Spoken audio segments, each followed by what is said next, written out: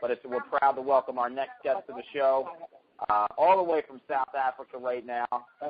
He is a former heavyweight champ of the world, known as the White Buffalo, and right now he is the center of one of the biggest controversies that have happened this year in boxing, and one of the most unheard of things that have ever happened in boxing. So it's with great honor and great privilege to welcome to the show Mr. Francois Botha.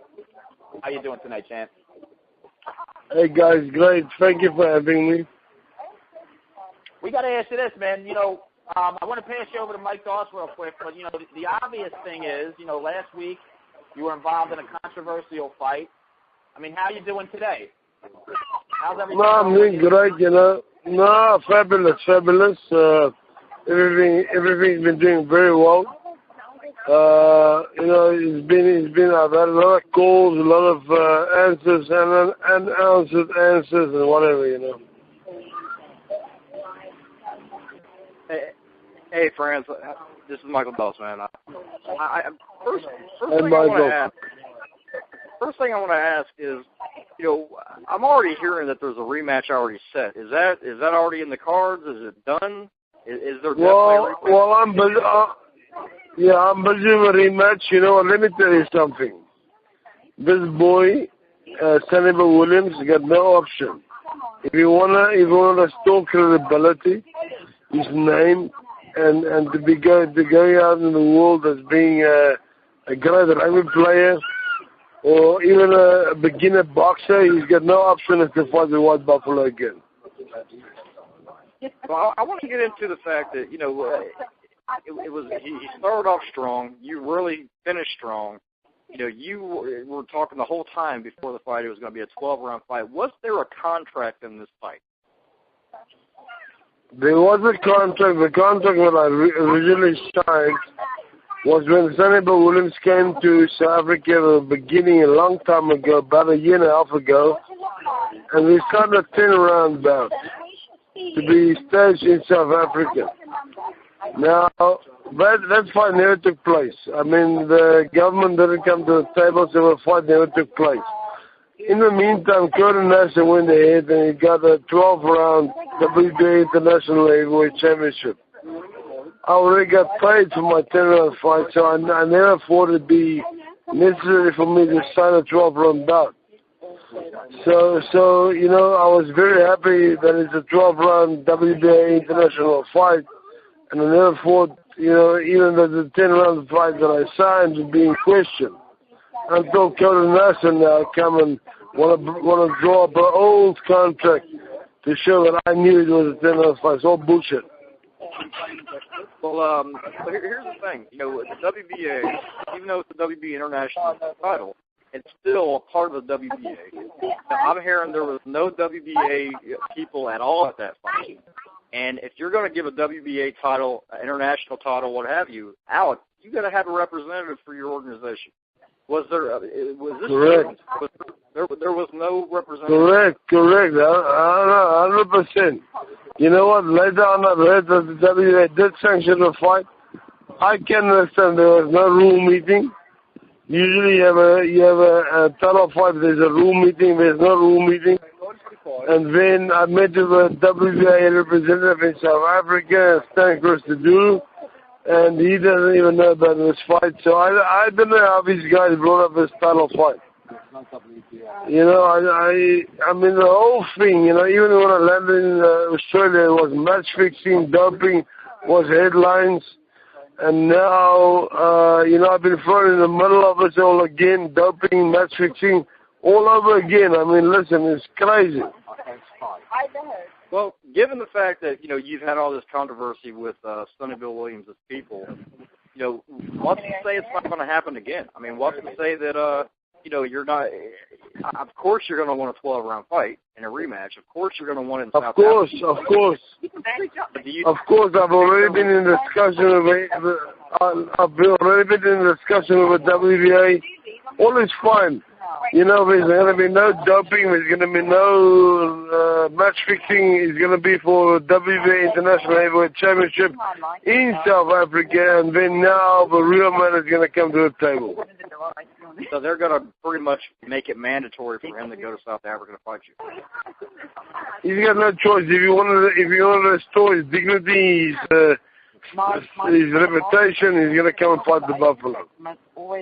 But knowing what you know about Sonny Bill now, what do you think? Do you think he will take that fight? Do you think he'll give up his belt?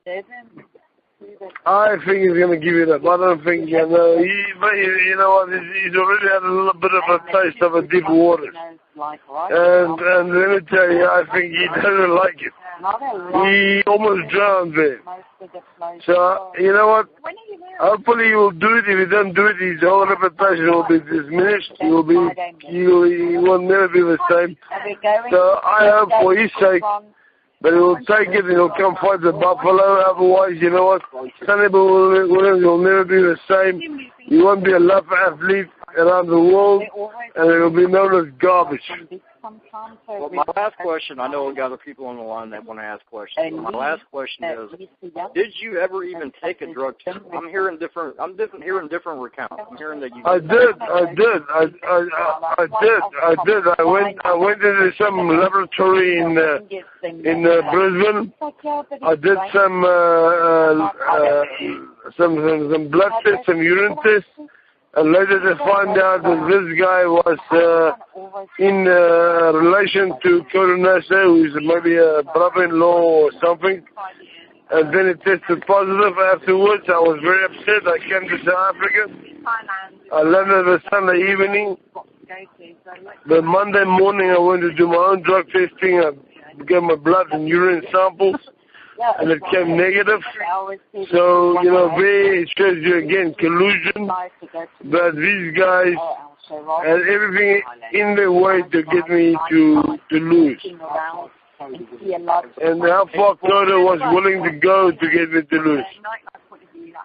Well, thanks, Champ. I appreciate it. This is Jenna J. I have a question for you.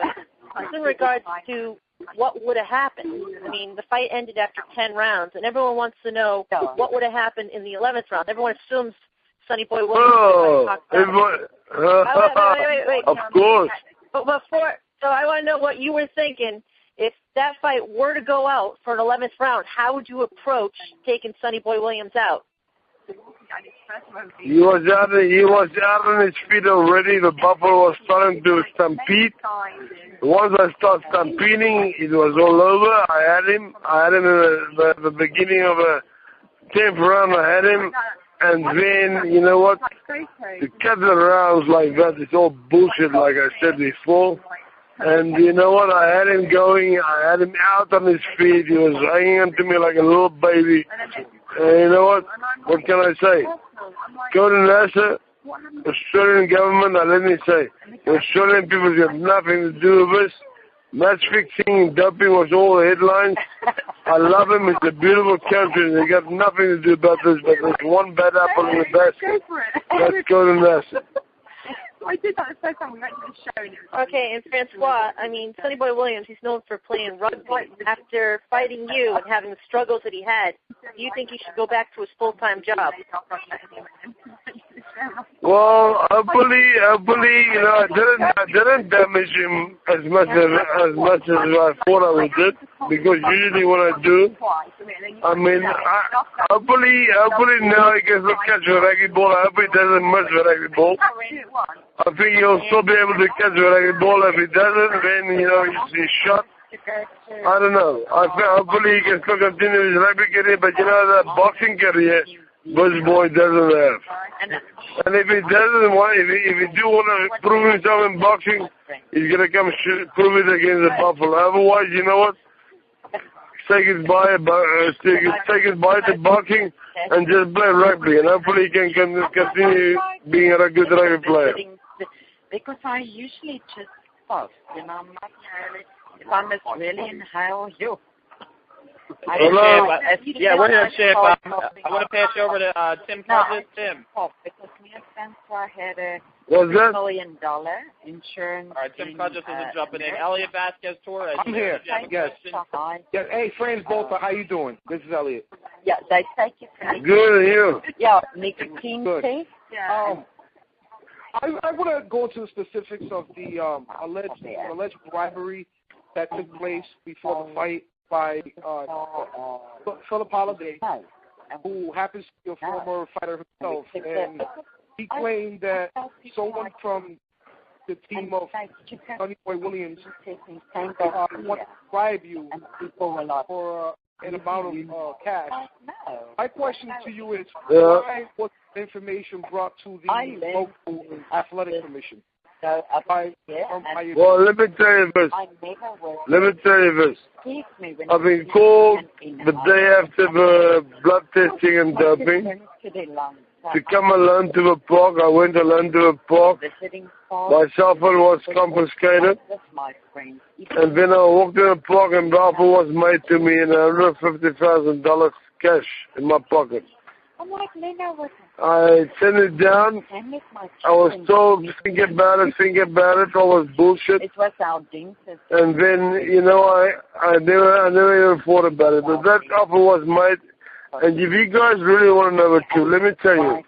If you guys really want to know the truth, I'm willing to come to Australia, do a lie detector test. I will do a lie detector test, and you guys can see the truth. And if this guy want to do a lie detector test, put him even on. I mean, I'm willing to do a lie detector test. So what does that tell you? Me against Coda, one-on-one, lie detector test. Let him test him, let him test me, and see the truth. I wanted to give Yeah. And Frans, I want you know. Are you done? Go ahead, Elliot. Hold on. I just want to ultimately, what do you want to happen?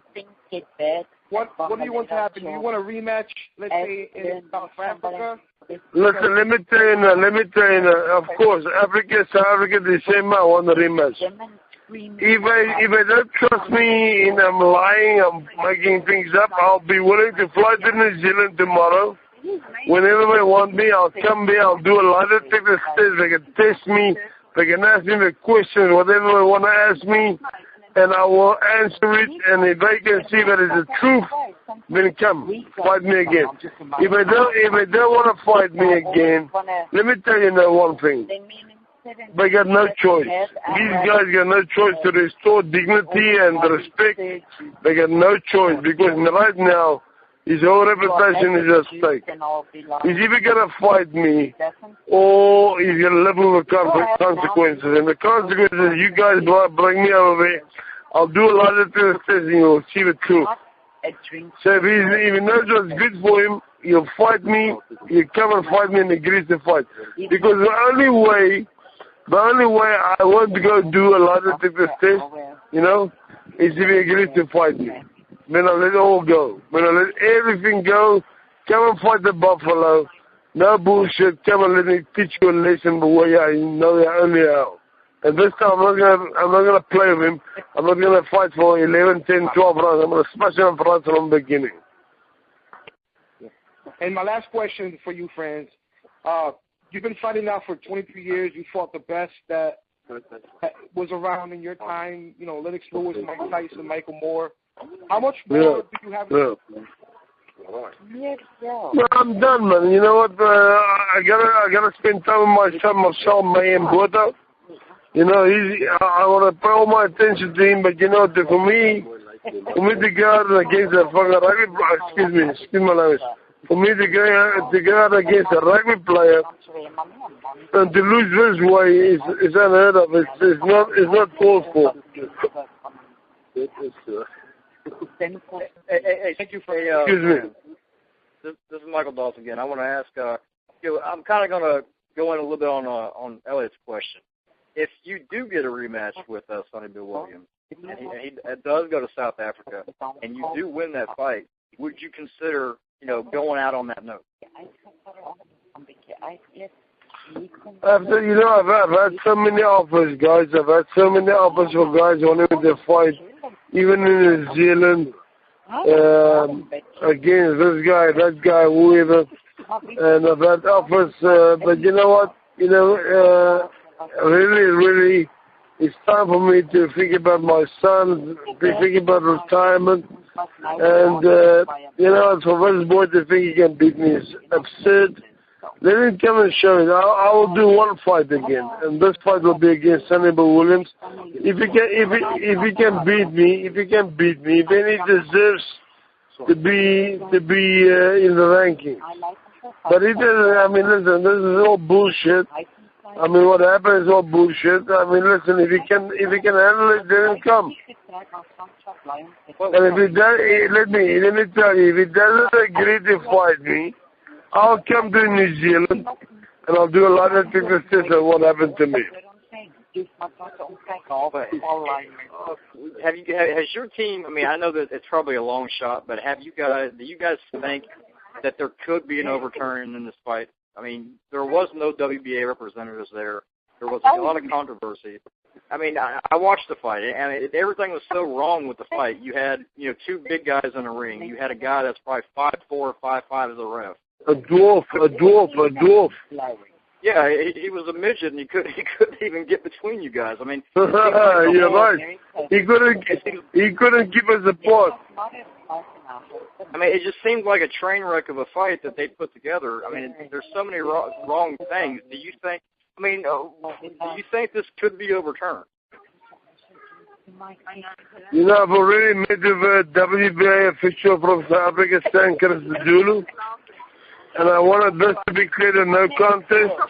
I gave him all the facts, and we'll see what happens. I mean, hopefully I can get this declared a no contest, but still, the people, the public, want to see the truth now. I mean, this guy, Sonny Bill Williams, his name is now in question.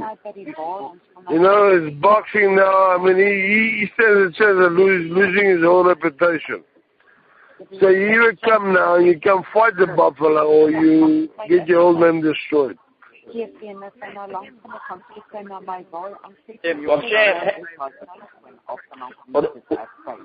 let me ask you this.